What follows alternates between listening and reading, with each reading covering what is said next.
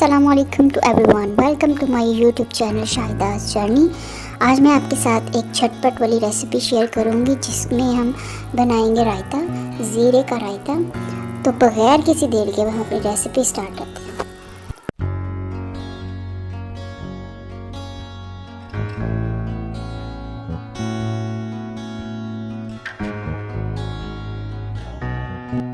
पिसे हुए ज़ीरे के लिए हमें चाहिए साबित ज़ीरा और एक पैन।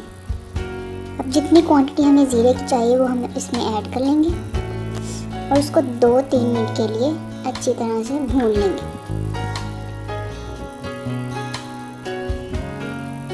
जब ये अच्छी तरह से भुन जाएगा तो अब हम इसको ग्राइंड कर लेंगे।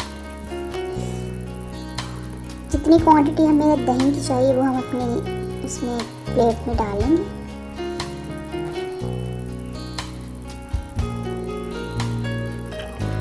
और टेस्ट के अकॉर्डिंग हम जितना हमें ज़ीरा चाहिए पिसा हुआ वो हम उसमें ऐड कर लेंगे और इसे अच्छी तरह से मिक्स कर लेंगे।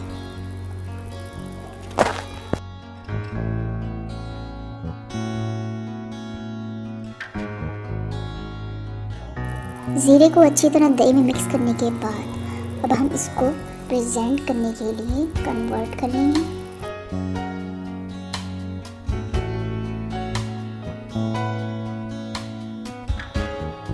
हमारी रेसिपी झटपट तैयार हो गई।